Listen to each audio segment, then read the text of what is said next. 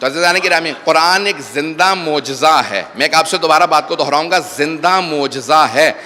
ایک جملے کو کہہ رہا ہوں، میں تمام اپنے نوجوانوں سے، اپنے بچوں سے درخواست کروں گا کہ اس جملے کو پلے سے بادلے پوری زندگی دہراتے رہیں تاکہ سمجھ میں آئے کہ ہم پڑھ کیا رہے ہیں. قرآن کاغذوں کا سیاہی کا نام نہیں ہے، اگر یہ میں بات پہنچا پاؤں. قرآن کاغذ اور سیاہی کا نام نہیں ہے.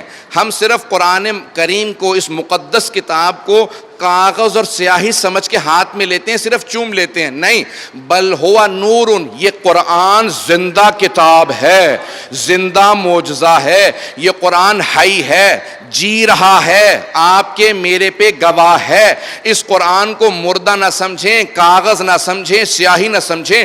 اس کا ایک ایک حرف رسول خدا کے وجود مقدس پہ دلیل ہے. پتہ نہیں اس بات کو پہنچا پاؤں گا یا نہیں. ہم لوگ قرآن کو اس لیے اہمیت نہیں دے پاتے کیونکہ ہم کاغذ اور سیاہی کو قرآن سمجھ رہے ہوتے ہیں. یہ جو آپ کے گھروں میں قرآن ہے، خدا کی قسم جب روز قیامت چھٹے امام فرماتے ہیں، آج میں دیکھ رہا ہوں پہلے ہی دن ہے، شب اول ہے، بہت دور تک لوگ کھڑے ہیں، سب میرے بہن بھائی میں جانتا ہوں، لوگ بڑی زحمت کر کے آتے ہیں. میری درخواست ہے جملوں کو ضائع نہ ہونے دیجیے گا.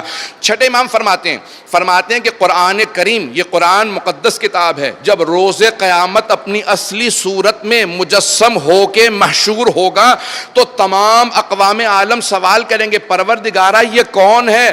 ہم نے زندگی میں دنیا میں اتنی خوبصورت مخلوق دیکھی ہی نہیں. تو اللہ کہے گا ذرا اپنا تعارف کروا دے. اس وقت قرآن گویا ہوگا، کہے گا اے مسلمانوں، میں تم میں سے ہر ایک کے گھر میں موجود تھا، تمہیں معلوم ہی نہیں تھا کہ میں خوبصورت بھی ہوں، میں نور بھی ہوں.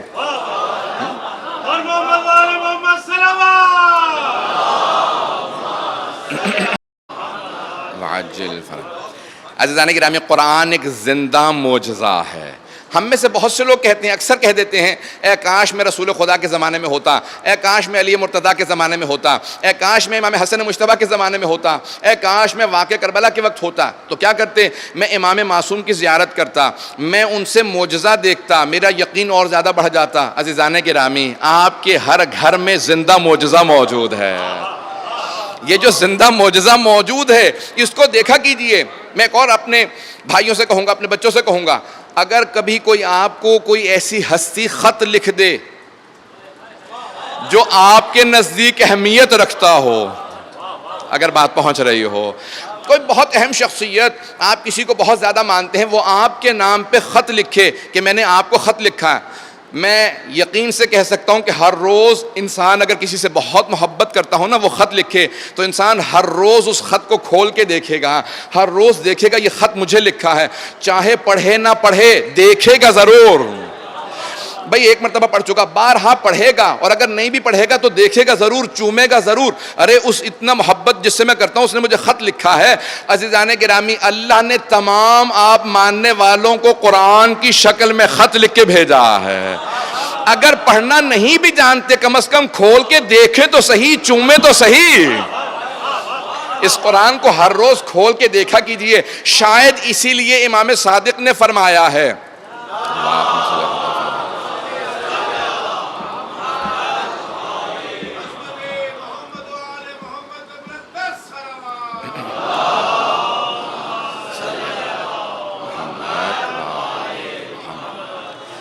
اسی لیے امام صادق فرماتے ہیں، کسی نے کہا مولا میں نے قرآن حفظ کر لیا ہے، تو مولا نے کہا پھر بھی قرآن دیکھ کے پڑھا کر.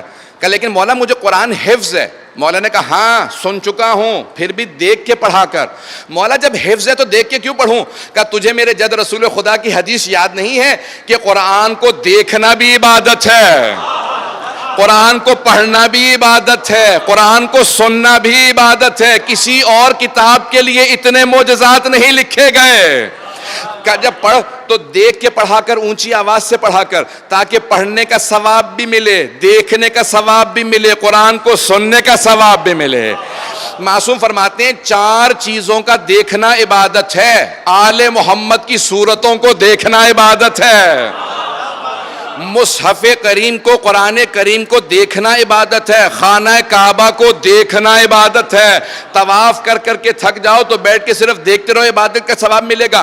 کہ مولا آپ نے کہا 4 چیزیں، کہ ماں باپ کو محبت کی نگاہ سے دیکھنا عبادت ہے،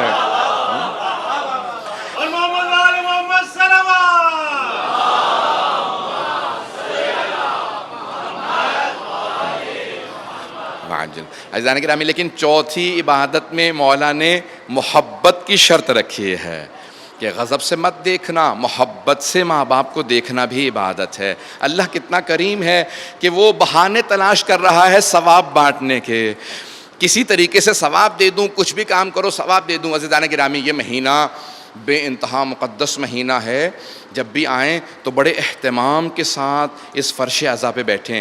ٹیلی ویژن پہ بھی لوگ گھر پہ سن سکتے ہیں، جو معذور ہیں، بیمار ہیں، بزرگ ہیں، نہیں آ سکتے، ان کے لیے اپنی جگہ پہ انہیں وہاں علم مل جائے گا، لیکن فرش عزا کا ثواب یہاں آنے سے ملے گا۔ فرش عزا کا ایک اپنا ثواب ہے، یہ عبادت ہے۔ میں آخر میں پیش کروں گا، علی ابن ابی طالب کی شان میں نازل ہوئی ہیں۔ اب مجھے اس سے بحث نہیں ہے کہ کتنی آیات جناب امیر کی شان میں نازل ہوئی ہیں، 360 ہیں، 500 ہیں یا 1000 ہیں، مجھے اس سے بحث نہیں ہے، یہ میرا موضوع نہیں ہے، لیکن یہ مسلم ہے کہ سینکڑوں آیات جناب امیر کی شان میں نازل ہوئے ہیں۔ اللہ کو اتنے عزیز ہیں کہ علی انگوٹھی دیتے ہیں زکوٰۃ میں، اللہ آیت نازل کر دیتا ہے۔ بستر رسالت پہ سوتے ہیں، اللہ آیت نازل کر دیتا ہے۔ راہ خدا میں روٹیاں دیتے ہیں، اللہ آیت نازل کر دیتا ہے۔ جنگ کرتے ہیں، اللہ آیت نازل کرتا ہے۔ گھوڑے کو دوڑاتے ہیں، اللہ آیت نازل کر دیتا ہے۔ تو بہت سی آیات ہیں، توجہ ہو میرے ساتھ، تو جناب امیر کی شان میں بہت سی آیات ہیں، لیکن اللہ سبحانہ و تعالیٰ نے اتنی آیات نازل کی۔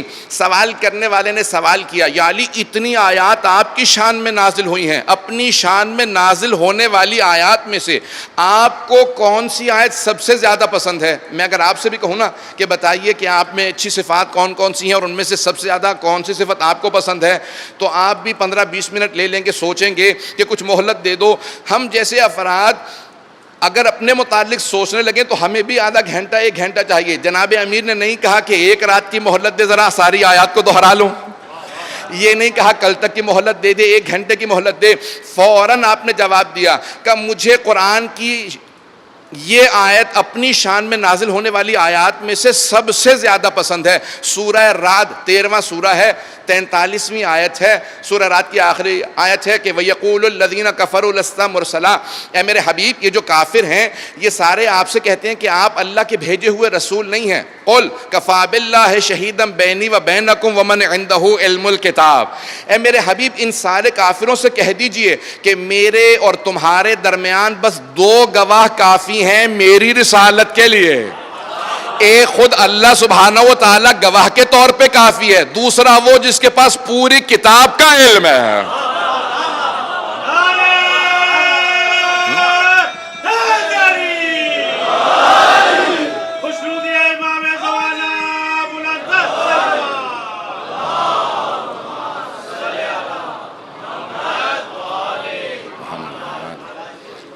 توجہ ہے عزیزان گرامی؟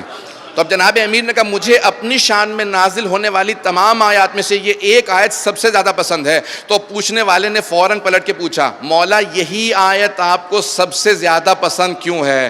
کہا مجھے یہ آیت اپنی شان میں نازل ہونے والی تمام آیات میں سے سب سے زیادہ اس لیے پسند ہے کہ جہاں اللہ نے رسول خدا کے 2 گواہ بیان کیے تو اپنے آپ کے ساتھ فوراً میرا نام لکھا، کہ اللہ نے اپنے نام کے ساتھ میرا نام رکھا، کہ اس لیے یہاں پہ رسول خدا کی رسالت کے 2 گواہ اللہ نے اپنے نام کے ساتھ میرا نام رکھا، اس لیے مجھے سب سے زیادہ یہ آیت پسند ہے۔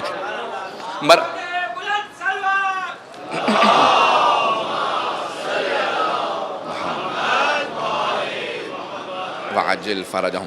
عزیزان گرامی اب یہ تمام آیات ہیں، میرا ذہن میں موضوع رکھیے گا کہ قرآن میں نے ابھی جو آپ کے سامنے پیش کیا، قرآن میں 2 طرح کی علامات ہیں، آفاقی اور انفسی، خاموش نشانیاں اللہ کی طرف سے معجزات، اور بولتے ہوئے۔ اب رسول خدا کے 2 معجزات ہیں ان کی رسالت پہ گواہ کے طور پہ، ایک قرآن کریم ہے، دوسرے امیر المؤمنین ہیں۔ اب جناب امیر علیہ السلام کے لیے بھی 2 گواہ چاہیے، ایک خاموش اور دوسرا بولتا ہوا۔ قرآن قیامت تک کے لیے باقی ہے، تو قرآن جناب امیر علیہ السلام کے لیے بھی گواہ ہے، لیکن قرآن آفاقی نشانیوں میں سے ہے، خاموش نشانیوں میں سے۔ اب کوئی بولتا ہوا گواہ بھی ہونا چاہیے علی کی امامت پہ دلیل، تو امیر المؤمنین کے لیے قرآن آفاقی علامات میں سے ہے اور حسن مجتبی انفسی علامات میں سے ہے۔ امام حسن مجتبیٰ کو بھی دو گواہ چاہیے، ایک خاموش اور دوسرا بولتا ہوا۔ خاموش قرآن کریم ہے، بولتے ہوئے حسین ابن علی ہے۔ امام حسین علیہ السلام کو بھی دو گواہ چاہیے، خاموش قرآن ہے، بولتے ہوئے سید سجاد ہیں۔ اسی طرح سے امام سجاد کو ان کے بھی دو گواہ، قرآن اور ایک امام، چلتے جائیں یہاں تک کہ 11ویں امام پہ بھی دو دلیلیں چاہیے، ایک تو 12ویں امام ہیں، دوسرا قرآن کریم۔ اب 12ویں امام بھی جب ظہور کریں گے انہیں بھی دو دلیلیں چاہیے ہوں گی، ایک تو قرآن گواہی دے گا یہ حجت خدا ہے، دوسرے آسمان سے نازل ہو کے عیسیٰ گواہی دیں گے۔